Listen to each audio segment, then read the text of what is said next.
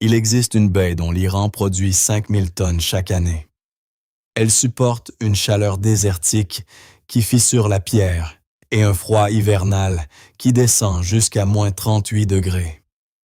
Son pollen a été retrouvé dans le sol néolithique de Grande-Bretagne, plus ancien que Stonehenge, plus ancien que le bronze, plus ancien que le concept de ferme. Les Européens du Moyen Âge la plantaient comme clôture vivante. Les cuisiniers persans l'incorporent encore dans le riz. Elle est chargée d'acide organique, de potassium et de composés antioxydants qui rivalisent avec les superaliments cultivés sous irrigation. Le gouvernement des États-Unis l'a qualifié d'ennemi étranger. Il a étiqueté l'arbuste comme pro-allemand, imprimé des bulletins fédéraux exigeant son exécution, puis a envoyé des équipes dans un 188 millions de fermes à pied, arrachant les buissons du sol pendant 60 ans. Ils ont détruit entre 100 millions et 500 millions de buissons, dans au moins 13 États. Il est toujours illégal de la planter. Une haie nourricière plus ancienne que l'agriculture, criminalisée pour protéger une seule culture céréalière. L'archive s'ouvre en 1865 dans un laboratoire allemand où un mycologue nommé Anton DeBerry contemple quelque chose qui ne devrait pas exister. Pendant des générations, des agriculteurs à travers l'Europe avaient regardé la même catastrophe totale se répéter. Le blé, vert et haut en juin, apparaissait rouillé et brisé en août. Des tiges cassantes, des grains ratatinés, des champs entiers transformés en déchets de la couleur des cendres. Et il y avait un soupçon, un vieux soupçon tenace qui ne voulait pas mourir. Les agriculteurs qui vivaient près des haies d'épines-vinettes perdaient plus de blé. Les agriculteurs qui les arrachaient en perdaient moins. Mais le soupçon n'est pas la science. Personne ne pouvait prouver pourquoi. DeBerry le pouvait. Il a retracé le cycle de vie de la rouille noire du blé, Puccinia graminus, à travers chaque étape de son existence. Il s'attendait à une boucle simple. Le champignon infecte le blé. Le blé produit des spores. Les spores infectent plus de blé. Ce qu'il a trouvé était un détour. Le champignon avait besoin de 2 hôtes. Le blé portait la phase asexuée. La propagation, les dégâts, la perte de récolte, la phase sexuée. Le stade où le champignon recombine sa génétique et génère des races virulentes entièrement nouvelles, nécessitait une plante totalement différente. Elle nécessitait l'épine-vinette. Sans l'épine-vinette, la rouille noire pouvait se propager. Mais elle ne pouvait pas évoluer. Elle ne pouvait pas rebattre ses cartes génétiques. Elle ne pouvait pas produire les nouvelles souches qui battaient les variétés de blé résistantes année après année. L'épine-vinette n'était pas seulement un hôte. C'était la chambre où la rouille se réinventait. DeBerry n'a pas interdit une plante. Il a donné au gouvernement une raison de le faire. Et l'intuition était plus ancienne que sa preuve. En 1662 siècles avant que DeBerry ne touche un microscope, la ville de Rouen, en France, avait déjà adopté une loi ordonnant l'arrachage de l'épine-vinette près des champs de céréales. Ils ne connaissaient pas le mécanisme. Ils connaissaient le schéma. DeBerry a fourni le mécanisme et, une fois que la relation a été visible, une fois qu'elle a porté l'autorité de la science de laboratoire, elle est devenue politique. Mais quelle était exactement cette plante qu'il s'apprêtait à condamner? Imaginez-la comme une équipe de terrain la verrait. Un arbuste à tiges multiples de 3 à 10 pieds de haut. Ses branches les plus anciennes sont gainées d'une écorce grise. Le bois en dessous est jaune, d'un jaune frappant, indéniable. Des épines tripartites gardent chaque nœud. Et de ces nœuds, des touffes de feuilles finement dentées émergent. Au printemps, de petites fleurs dorées pendent en grappes tombantes. À l'automne, Des baies rouges vifs, en forme d'œuf, d'environ 10 à 11 mm de long, pendant comme de minuscules lanternes dans l'air froid. Cueillez-en une, croquez-la. L'acidité frappe instantanément, vive et acide, provoquant plus de grimaces que de douceur. Ce n'est pas un bonbon. C'est une nourriture qui s'annonce. C'était la plante que la baie venait de condamner. Non pas parce qu'elle était dangereuse au toucher, non pas parce qu'elles étaient toxiques à manger, mais parce que sur le revers de ses feuilles, invisible à l'œil nu, un champignon achevait un cycle de reproduction qui pourrait affamer des nations. L'histoire de l'épine vinette ne commence pas dans un laboratoire allemand. Elle commence des milliers d'années plus tôt, dans les haies de la Grande-Bretagne médiévale. Les bazars de Perse et les sols néolithiques d'un continent qui n'avait pas encore appris à écrire, avant que quiconque ne la qualifie de criminelle. Des civilisations entières l'appelaient essentielle. À Norfolk, en Angleterre, il existe un endroit appelé Grimes Graves, un complexe de mines de silex néolithique remontant à plus de 4000 ans. La Société botanique de Grande-Bretagne et d'Irlande enregistre quelque chose de remarquable dans les données polliniques de sites comme ceux-ci et d'autres au pays de Galles. Barbarie vulgara, du pollen d'épine vinette dans le sol néolithique. Cette plante était ancrée dans les paysages britanniques avant le langage écrit, avant le bronze, avant le concept de ferme, à l'époque médiévale. L'épine vinette était devenue une infrastructure. Sa croissance épineuse à tiges multiples formait des clôtures vivantes qu'aucun bétail ne pouvait franchir. Une seule haie plantée se régénérait saison après saison sans replantation, sans travail, sans coût. Et elle ne servait pas qu'à clôturer. Les baies étaient de la nourriture, conservée, mise en gelée, infusée en boisson acidulée. L'écorce interne, d'un jaune éclatant, produisait de la teinture, une plante. 4 fonctions limites: nourriture, teinture, défense. Le mot moderne pour cela est la résilience. Le vieux mot était la haie. Mais la tradition vivante la plus profonde de la culture de l'épine vinette n'appartient pas à l'Europe. Elle appartient à l'Iran. Dans la province du Khorasan, au nord-est de l'Iran, dans les districts de Birjand et de Caen. L'épine vinette n'est pas une curiosité, c'est de l'agriculture. Les Iraniens l'appellent zaresk, le cultivar sans pépins. Zaresk Bidan est le fondement d'une économie alimentaire commerciale qui produit plus de 5000 tonnes d'épines vinettes séchées chaque année sur environ 6000 hectares. Et le climat n'est pas clément. Les précipitations annuelles moyennes oscillent entre 173 et 190 mm. Les températures varient de moins 38 degrés. Celsius en hiver à 44 degrés en été. Ce ne sont pas des terres agricoles selon une définition conventionnelle. C'est un sol qui brise d'autres cultures. L'épine vinette ne brise pas, elle fructifie. Les Iraniens n'ont pas planté l'épine vinette parce qu'ils n'avaient rien de mieux. Ils l'ont plantée parce que la terre l'exigeait. Là où l'irrigation échoue, là où les précipitations disparaissent, là où la chaleur de l'été fissure la terre et le froid de l'hiver fend la pierre. L'épine vinette perdure. Goûtez-la séchée de la façon dont les cuisiniers persans l'utilisent. Le riz zérishkin est orné de joyaux et d'un rouge rubis, intensément acidulé. Chaque baie est une petite explosion d'aigreur sur la langue. La saveur ne murmure pas. Elle s'annonce. C'est un aliment qui a survécu parce qu'il est irremplaçable, parce que rien d'autre n'a ce goût, ne pousse ainsi, ou ne tolère ce que cette plante tolère. Et il y a une ride taxonomique qui appartient à cette histoire. La Société internationale de la science horticole qualifie l'épine vinette iranienne sans pépins de Barbaris, vulgari, variété Esperma.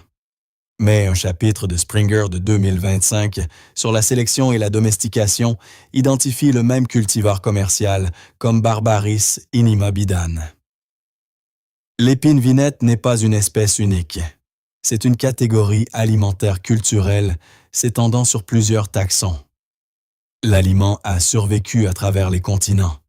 L'espèce a été condamnée dans l'un d'eux. Les colons européens ont délibérément apporté Barbarus vulgara en Amérique du Nord comme matériel de haie. Ses épines découragèrent le bétail. Ses baies étaient conservées. Son écorce servait de teinture. C'était une infrastructure alimentaire fonctionnelle transplantée dans les paysages coloniaux. Et ici se trouve l'ombre portée. Les qualités mêmes qui rendaient l'épine vinette utile, propagation vigoureuse.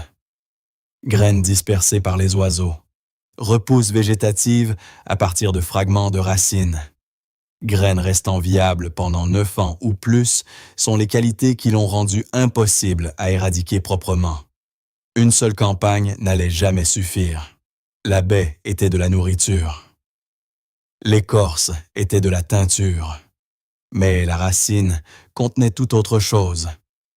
Et quand les chimistes modernes ont enfin mesuré ce qui vivait à l'intérieur de la racine, ils ont trouvé un composé qui deviendrait l'un des alcaloïdes végétaux les plus étudiés du XXIe siècle. C'est ici que nous devons être honnêtes. Plus honnêtes que la plupart des chaînes qui traitaient de cette plante. Internet vous dira que l'épine vinette est une super baie à berbérine. Que manger le fruit délivre un alcaloïde puissant qui peut rivaliser avec les médicaments sur ordonnance contre le diabète. Ce cadrage n'est pas exact et l'utiliser ne nous rendrait pas meilleurs que les systèmes que nous étudions. Voici ce que dit réellement la science. En 2022, des chercheurs publiant dans la revue Molecule ont analysé des fruits de Barbaros vulgara collectés dans 3 provinces chinoises. Ils mesuraient les acides organiques et la teneur en minéraux. La chimie qui définit réellement le profil nutritionnel de la baie, ce qu'ils ont trouvé, c'était un fruit chargé d'acide citrique, atteignant des concentrations allant jusqu'à 1798 grammes par kilogramme. L'acide malique mesurait environ 1585 grammes par kilogramme. C'est pourquoi la baie a ce goût-là. Cette aigreur vive et immédiate est la chimie des acides organiques qui s'annonce sur votre langue. Puis sont venus les minéraux. Le potassium a été mesuré à plus de 13 000 parties par million. Le calcium, le magnésium, le sodium, tous présents à des concentrations significatives. C'est un fruit qui pousse dans certains des climats les plus rudes de la Terre, avec presque pas d'eau et qui renferme des densités minérales rivalisant avec les superaliments cultivés sous irrigation et engrais.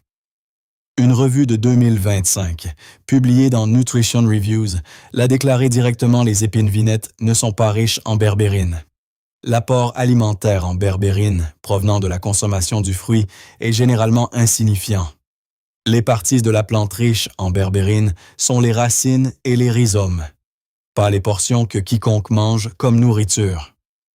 Une étude comparative de 2024 dans PLOS ONE sur les organes de Barbarus a confirmé cela au niveau tissulaire.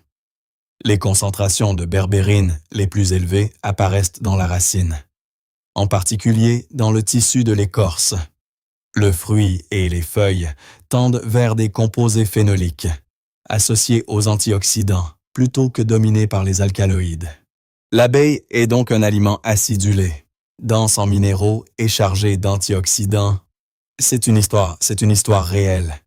C'est une histoire défendable. Mais ce n'est pas l'histoire de la berbérine.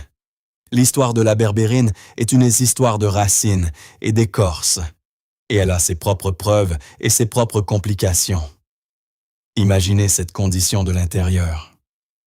Votre corps a soif et est fatigué en même temps. Les blessures refusent de se fermer. Votre vision se brouille sans prévenir. Naît une heure. Floue la suivante, l'engourdissement s'insinue dans vos mains, puis vos pieds, puis s'installe. Vous vous réveillez épuisé d'un sommeil qui ne vous a jamais restauré. C'est le diabète de type 2 vécu dans le corps.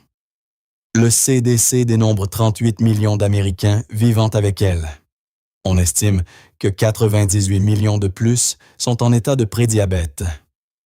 Le coût annuel total est de 413 milliards de dollars.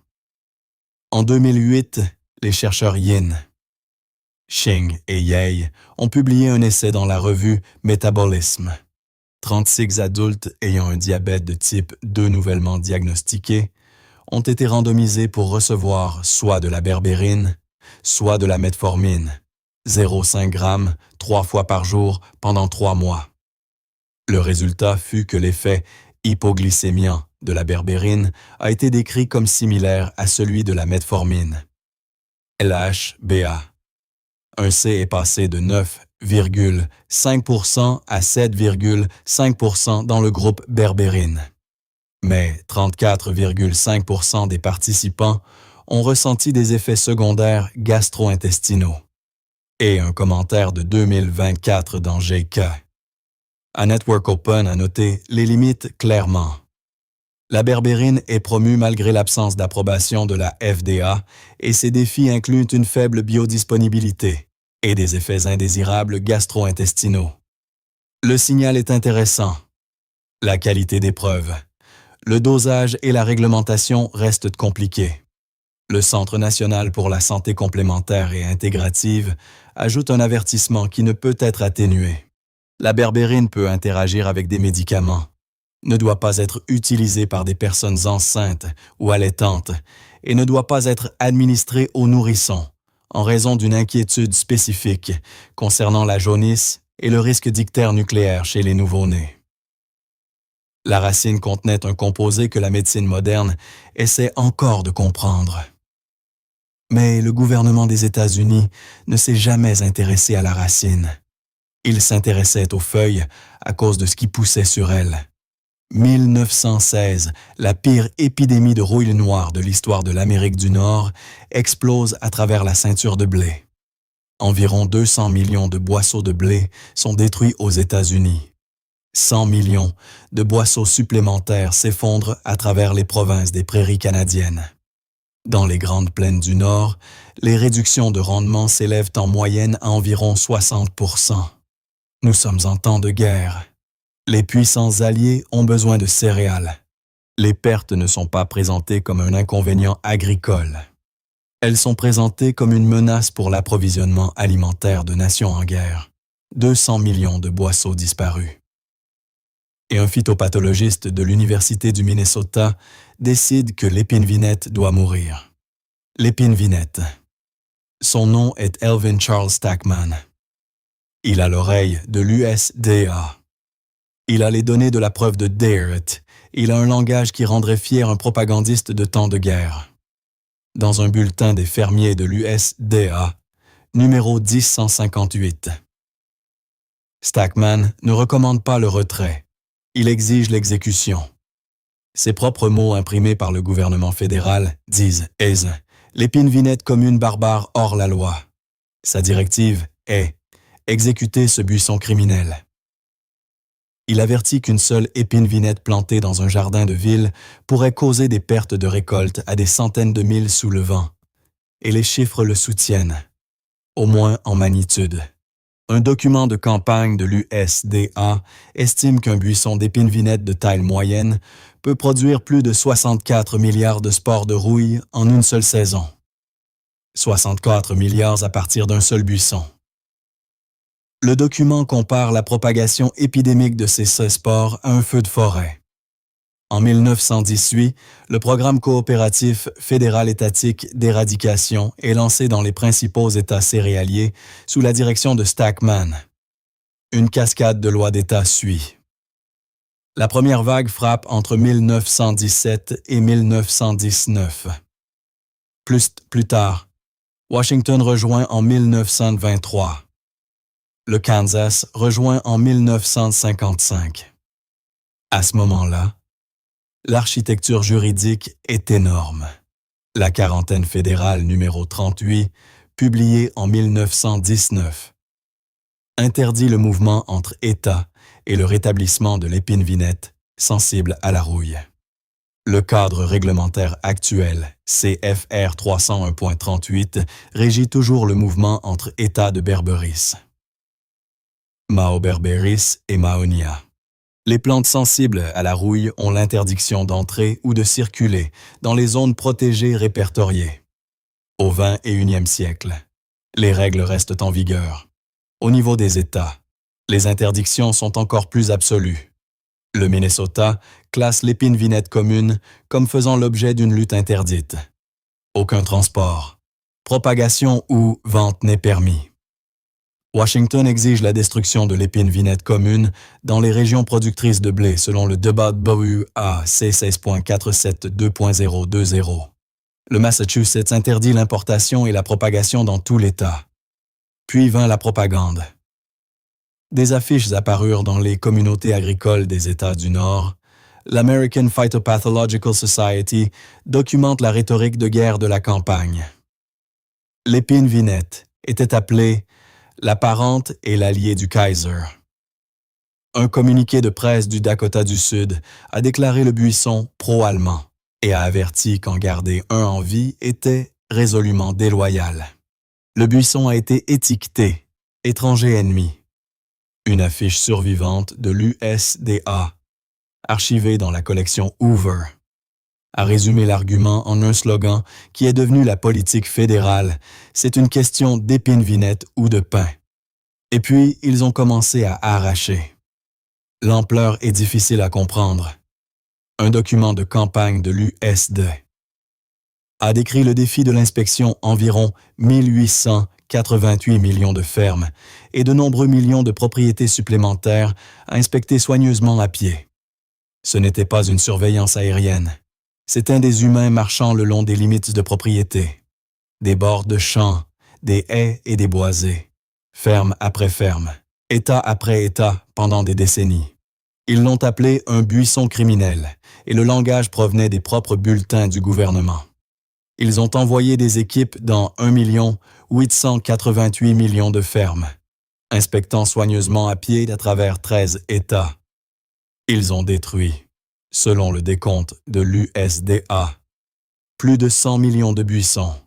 Paul David Peterson Jr., dans sa thèse de doctorat à l'Université d'État de Caroline du Nord, avance un chiffre plus élevé, plus de 500 millions de buissons d'épine-vinette commune détruits avant la fin du programme, à la fin des années 1970.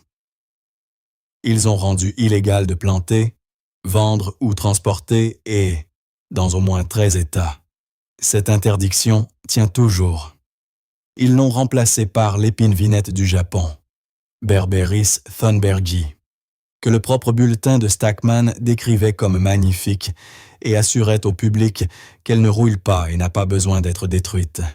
L'épine-vinette du Japon est maintenant reconnue comme l'un des arbustes envahissants les plus destructeurs de l'Est de l'Amérique du Nord. L'épine-vinette n'a pas été éradiquée parce qu'elle nuisait aux humains. Elle a été éradiquée parce qu'elle permettait à un champignon de menacer la culture de base dont dépendait l'agriculture industrielle. La plante n'était pas la maladie. C'était la chambre où la maladie se réinventait. Et la punition pour héberger cette biologie fut l'annihilation totale par la loi, par les équipes, par l'affiche, par le slogan pendant 60 ans. Et aujourd'hui, Eugene, du laboratoire des maladies des céréales du service de recherche agricole de l'USDA, étudie toujours cette relation. Les recherches de Gene montrent comment le berberis peut générer de nouvelles races de rouille par recombinaison sexuelle, déstabilisant la résistance génétique que les sélectionneurs de plantes passent des décennies à intégrer dans les variétés de blé. La science qui a justifié l'éradication n'est pas fausse. Ce qui vaut la peine d'être remis en question, c'est si l'éradication était la seule réponse et ce qui a été perdu lorsqu'une haie nourricière vivace a été échangée contre la tranquillité d'esprit d'une monoculture. En 1923, Stackman lui-même a observé ce que la campagne d'éradication avait accompli en Angleterre. Il a écrit que le fermier avait exterminé l'épine-vinette si soigneusement que l'on pouvait conduire pendant des milles sans trouver un seul buisson. Et maintenant, la Grande-Bretagne la plante à nouveau. Les organisations de conservation du Royaume-Uni encouragent activement le retour de Berberis vulgaris dans les haies britanniques. Pas pour la nourriture, pas pour les clôtures, mais pour un papillon de nuit, la phalène de l'épine vinette. Parelype berberata est en danger et Berberis vulgaris est sa seule source de nourriture actuellement connue. Le papillon ne peut pas survivre sans le buisson. Le buisson a été presque éliminé. Le papillon l'a suivi vers l'extinction. La tension est extraordinaire. Replanter l'aire de répartition de l'hôte du Berberis pourrait rouvrir des voies pour la recombinaison de la rouille noire. Le processus même que Deere a identifié, la menace même que Stackman a construite une campagne de 60 ans pour éliminer, la conservation d'un côté, la sécurité alimentaire de l'autre, le même argument, la même plante un siècle plus tard. Pendant ce temps, dans la province du Khorasan, en Iran, l'épine vinette n'a jamais quitté la table. 6000 hectares, 5000 tonnes par an. Birjande et Caen. Zérechk séchés et empilés dans les marchés. Versés dans le riz. Expédiés à travers le Moyen-Orient. La plante que les États-Unis ont passé 60 ans à déraciner n'a jamais cessé d'être de la nourriture. Elle a seulement cessé d'être de la nourriture ici. Et l'archive qui prouve l'ampleur de ce qui a été perdu a failli disparaître elle-même. Paul David Peterson Jr., dans sa thèse de doctorat à l'Université d'État de Caroline du Nord, a documenté ce que les agences fédérales et étatiques ont fait pendant 6 décennies. L'étendue, les tactiques, les chiffres. Son travail évalue la destruction à plus de 500 millions de buissons. Sans cette thèse, l'ampleur totale de la campagne risquerait de devenir une note de bas de page. Peterson a veillé à ce qu'elle reste un chapitre. Le schéma se répète. Les groseilliers et les groseilliers à maquereaux ont été arrachés du sol américain en tant qu'hôtes alternatifs de la rouille vésiculeuse du pin blanc. Le New Hampshire a interdit les ribes en 1917 et a mené des programmes d'éradication agressifs jusqu'à la fin des années 1970. Le nerf brun a été ciblé par l'USDA comme hôte alternatif de la rouille couronnée de l'avoine. Le genévrier de Virginie fait face à une pression d'élimination partout où les vergers de pommiers commerciaux s'opposent au cycle de la rouille grillagée du pommier à travers leurs arbres. La formule ne change jamais. Lorsqu'une plante sauvage permet à un pathogène de menacer une culture de base, la plante est condamnée. La culture n'est jamais remise en question. La question n'a jamais été de savoir si l'épine vinette était précieuse. La question était de savoir si sa valeur pour les humains importait plus que son danger pour le blé. Et pendant un siècle, le blé a gagné. Ils ne vous diront pas que du pollen d'épine vinette a été trouvé dans le sol néolithique, que cette plante nourrissait les humains avant que les champs de blé n'existent.